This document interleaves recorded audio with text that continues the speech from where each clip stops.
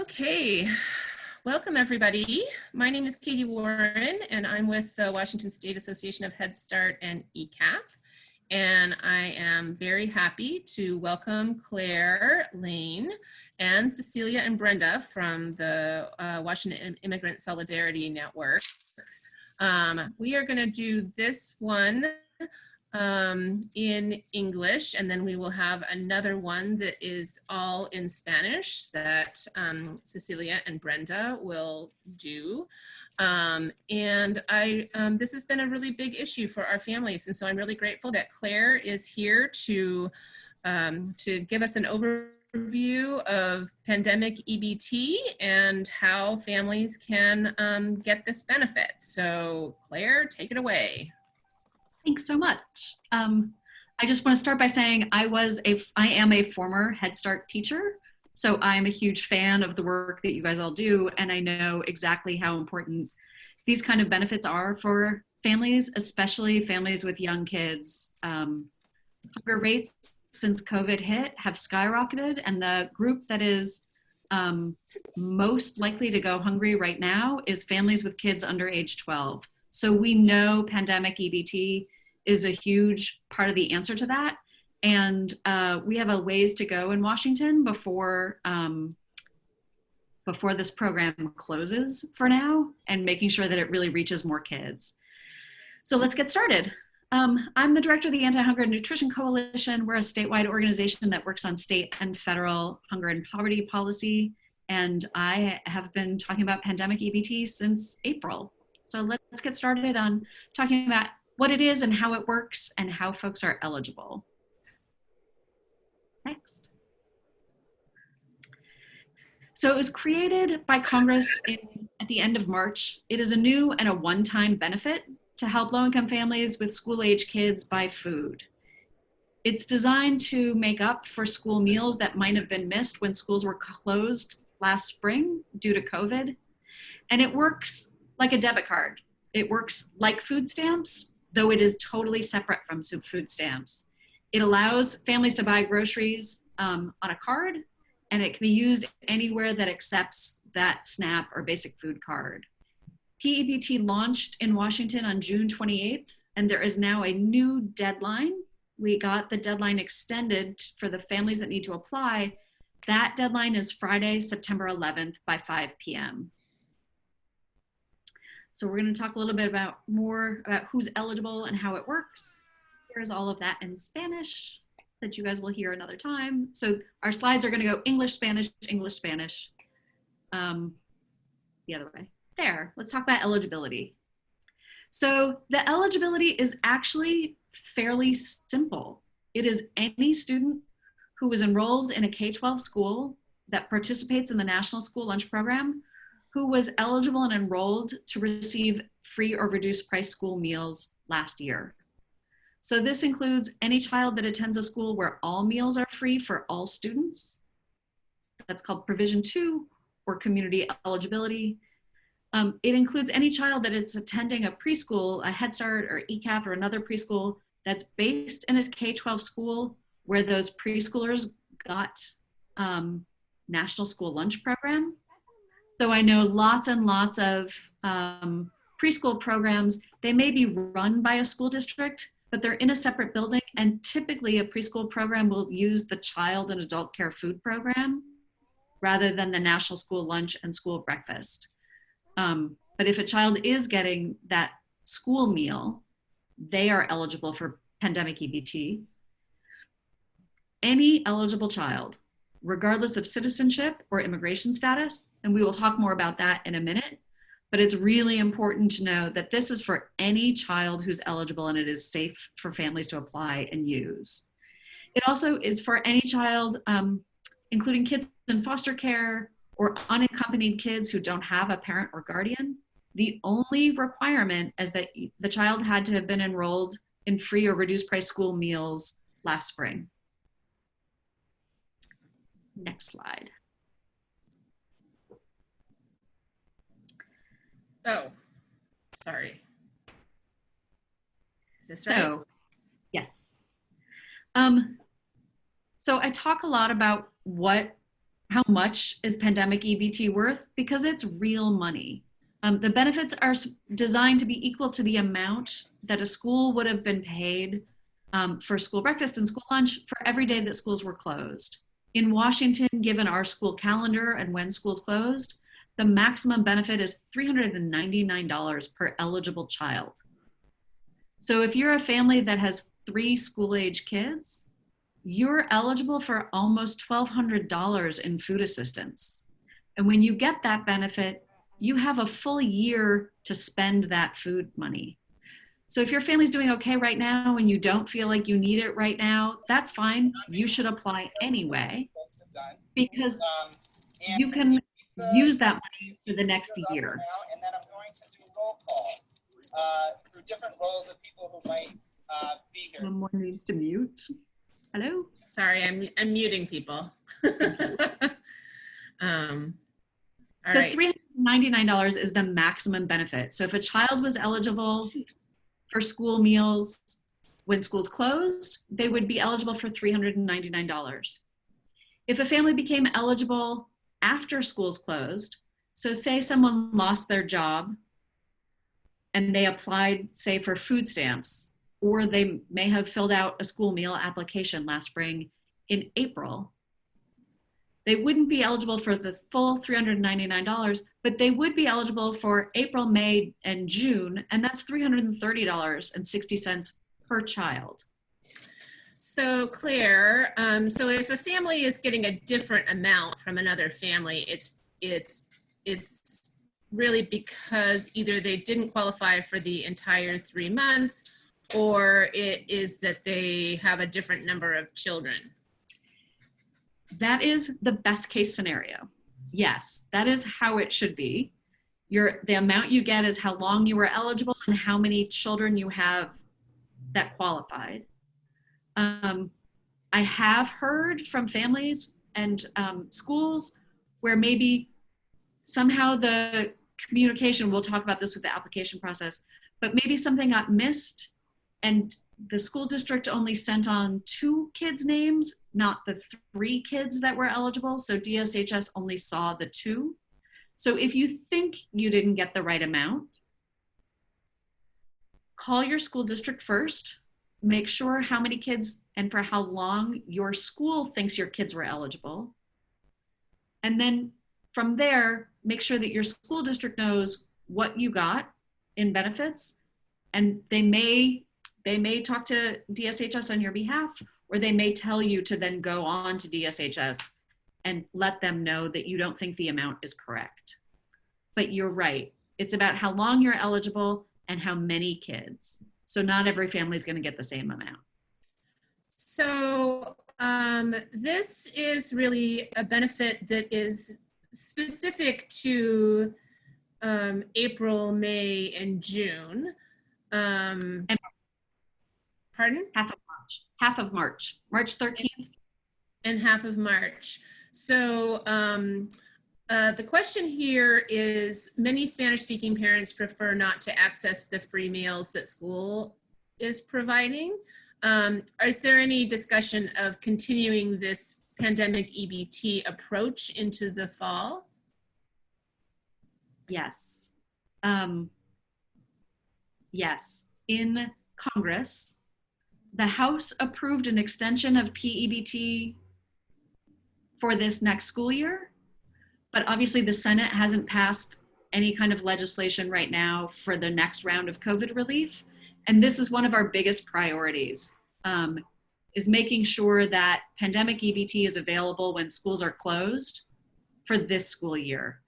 But we don't know yet. So if a family did not enroll their kids last year in school meals, absolutely fill out that application this year. And this is my message for families all the time.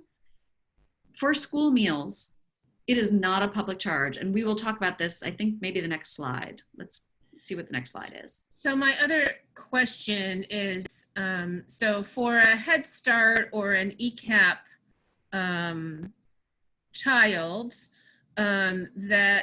where I want to say that, 95% of them are probably doing CA, CFP instead. of the school lunch program, even if they are being operated by a school district. Does that mean that that Head Start child then would not qualify for this benefit, but their older children might if they were getting free lunch for them? That's exactly right. Okay. That's exactly right. So if a child's in Head Start and they're not in a school building that's serving the National School Lunch Program, your Head Start or ECAP child won't be eligible. But if you have kids in school in K-12, any of those older kids, and you're enrolled in school meals, your child is eligible. Okay, great. Thanks. Sure. Right. So this is where we're going to talk about why some families are hesitant to enroll their kids in school meals, or if they are, why they might be hesitant to apply for pandemic EBT.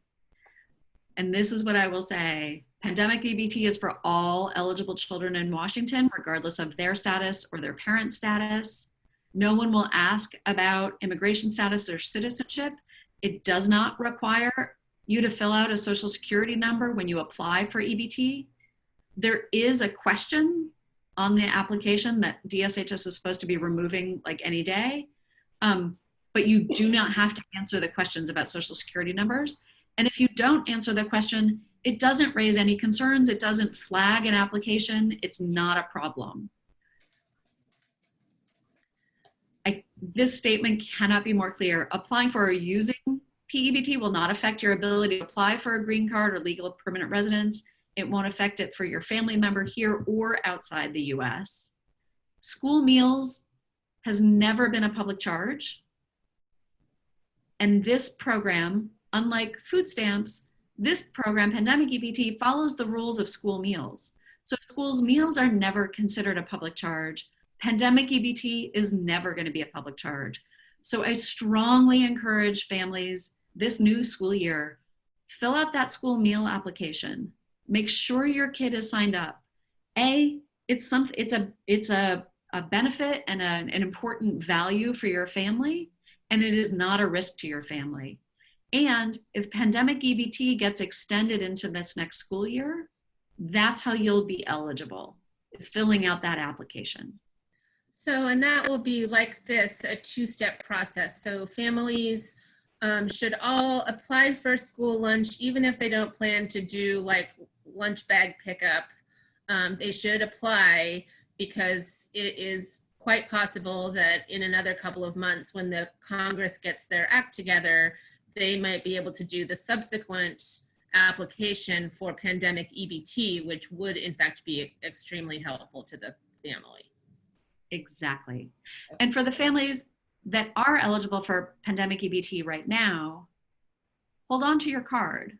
Because again, if they extend it, you have that card that they can load those benefits directly on. You wouldn't have to apply again. Right. Okay. All right. So let's talk about how you get pandemic EBT.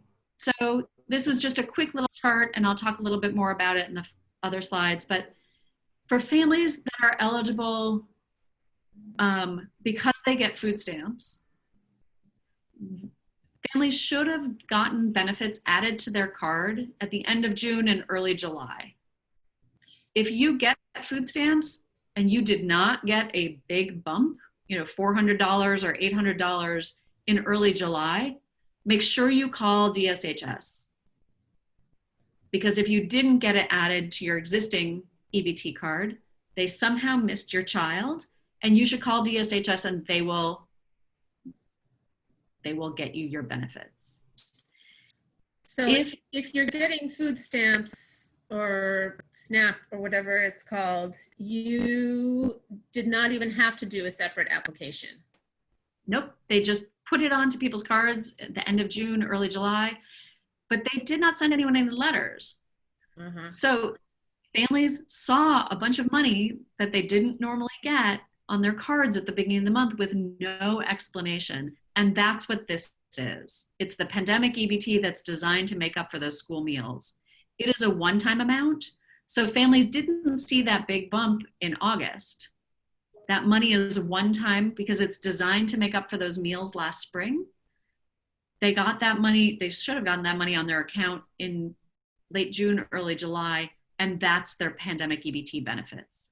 But for other families who qualified for those school meals and don't get food stamps, you actually have to fill out an application, and you can apply online or by phone, and we'll talk about how to apply in the next slides. Great. So to apply online, you go to washingtonconnection.org. That's DSHS's online combined application. What you want to do is on the first screen you see, this is not the first screen you see, you want to click on Apply Now. There's two ways to fill out applications. You want to go to Apply Now, and you'll see this screen, and that arrow is pointing to Pandemic EBT. So if you only want to apply for P-EBT, you say Apply Now, click on P-EBT, and it's a simplified application.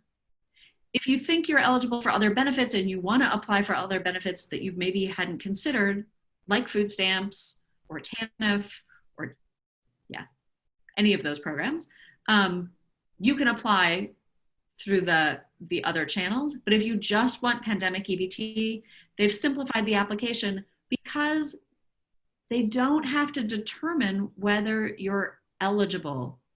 You don't have to prove your income. You don't have to provide any documentation, because what's happened is the school districts have said, this is the list of kids that are enrolled in our schools, who are enrolled in free and reduced price meals. DSHS has that list.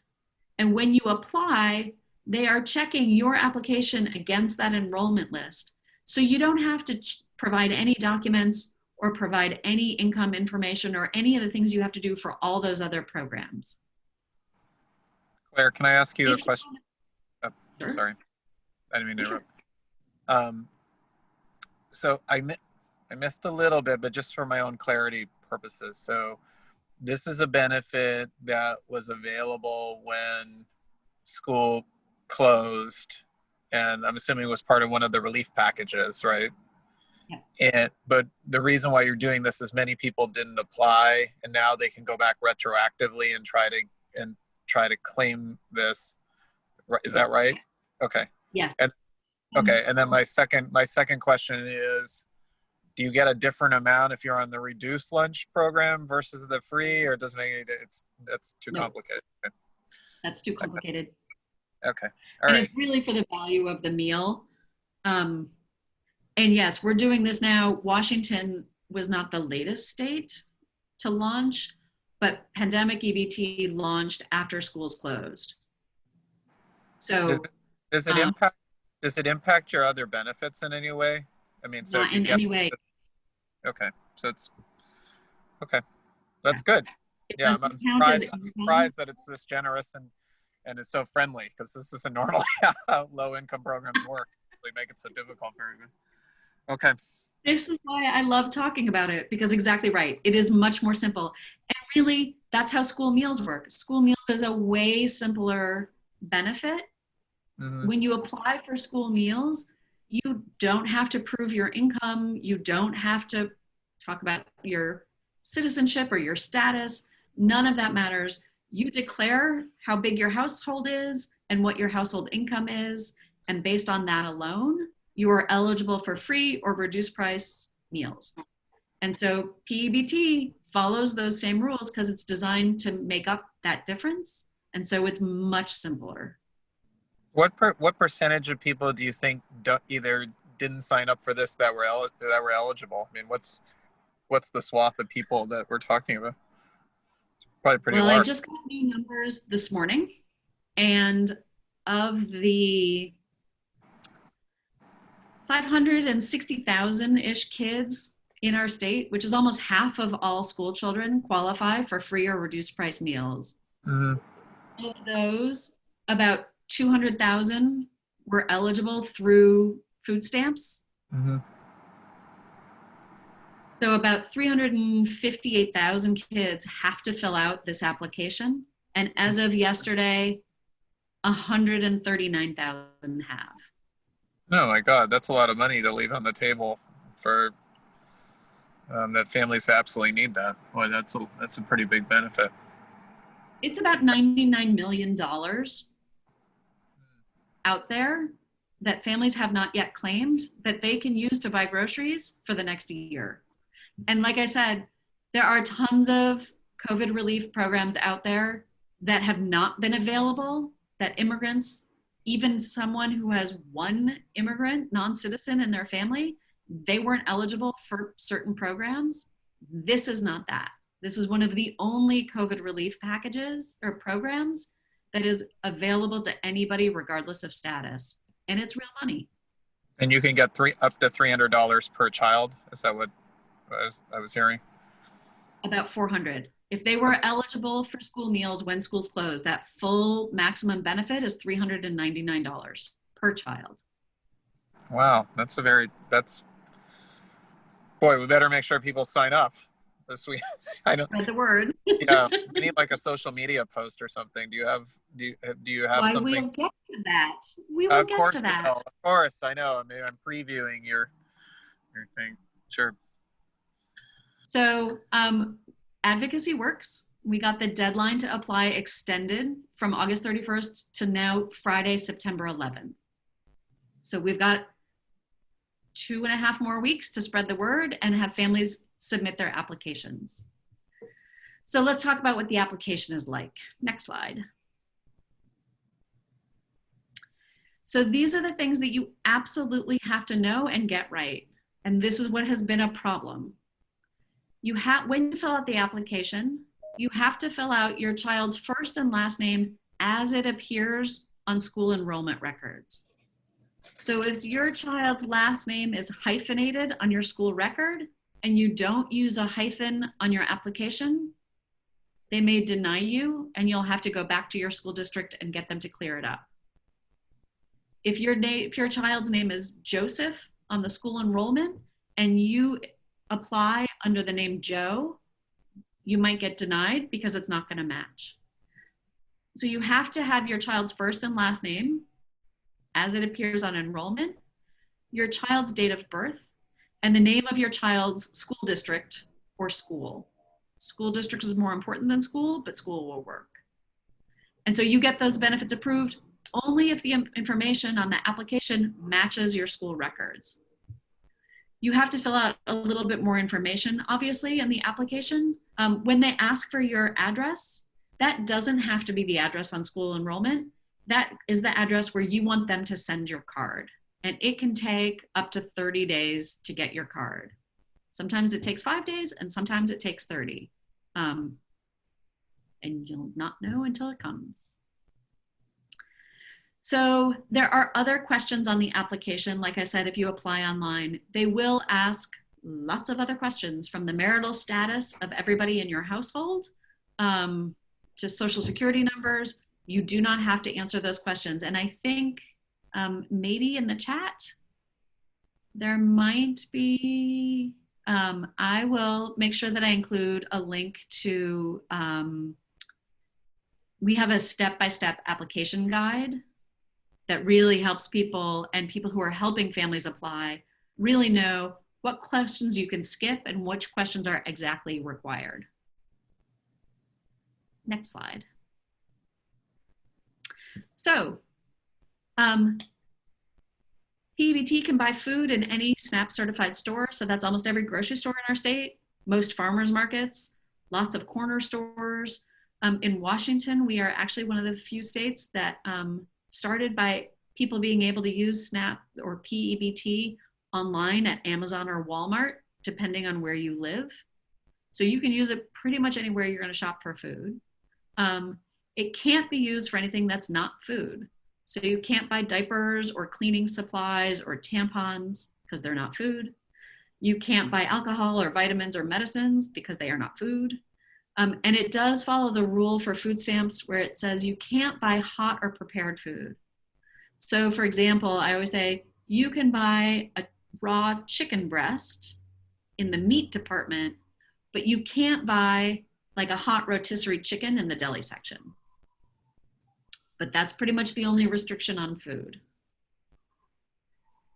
Next slide. Why would they decide to make that restriction? Why can't you buy the old Costco rotisserie chicken? What's the? It is an old snap roll. Yeah, take that up with the legislature or something, Joel. I know. Congress. Yeah, Congress. yeah, that's a congressional one. I'm always amazed at some of these things because you always have a group of people who don't want hungry people to get any food, and then you have another group of people who only want them to eat certain things. So it's anyway. Yes. So I was asked about things like social media posts. So if you go to www, and you have to include that www, k12.wa.us/PEBT, there's a ton of resources in 10 languages. And then in the chat, there's another link, I think. Yes, there's another link that includes more materials in 3 other languages. They add Oromo, Tigrinya, and Amharic. And then way more information and resources that I'll show you a little bit what they look like on the next slide. But that link to OSPI has tons of outreach materials. So let's go to the next page slide. Yeah, so you can see what it looks like. So on OSPI's site, families who were eligible should have gotten a letter from their school district in June, and that's what that letter is. You've seen that flyer. That's something that's been designed and translated for providers and people to share with each other. It's simple, basic information on one page. There also are social media graphics that look a little bit like this. They are all translated, and they are also on OSPI's site, as well as frequently asked questions. Yeah, I think those are all the resources.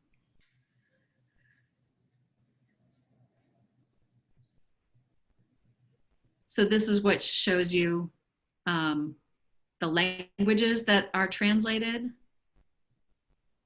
and the outreach materials. So from there, let's see what questions folks have that I haven't answered. All right, any questions out there? I think I've been asking questions along the way. Yes. I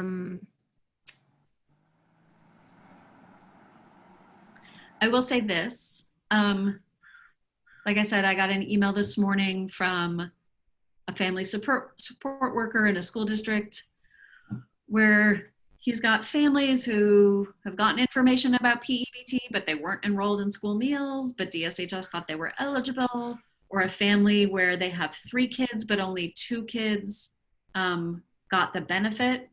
So I'm just gonna say, I think it's really important if there's any question you have, I would say call your school district first and make sure that all your kids are listed the right way at the school district, that you know how their names are spelled. And that way, when you go to apply, that will make that application go really, really smoothly. If you apply and there's some question about your eligibility, they're gonna ask you to go back and call your school district. So if you have any questions, I'd say start with your school district and particularly call your school nutrition department.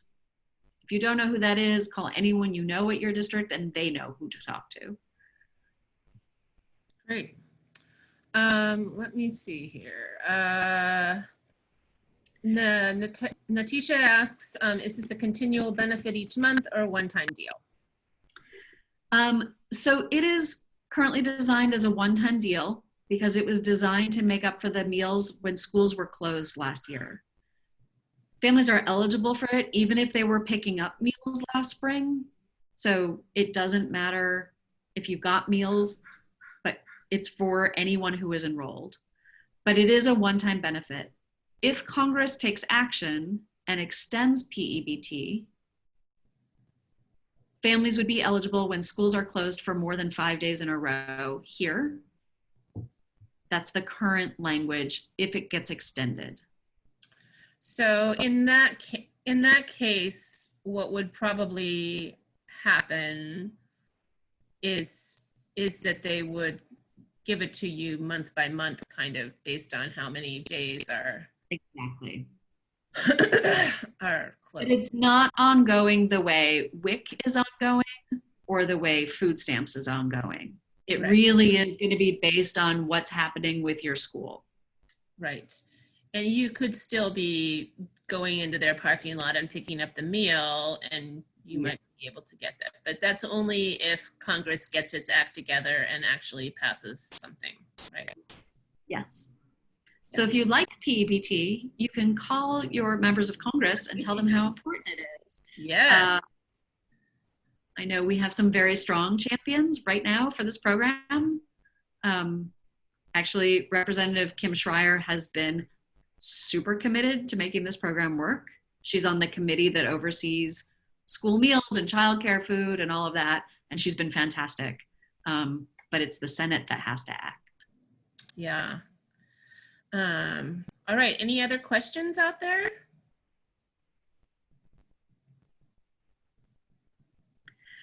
So I'm just going to encourage you guys to spread the word. This email address at OSPI is the place where if you have any questions or you have any concerns, if you think the information's not right, you can contact them through that email.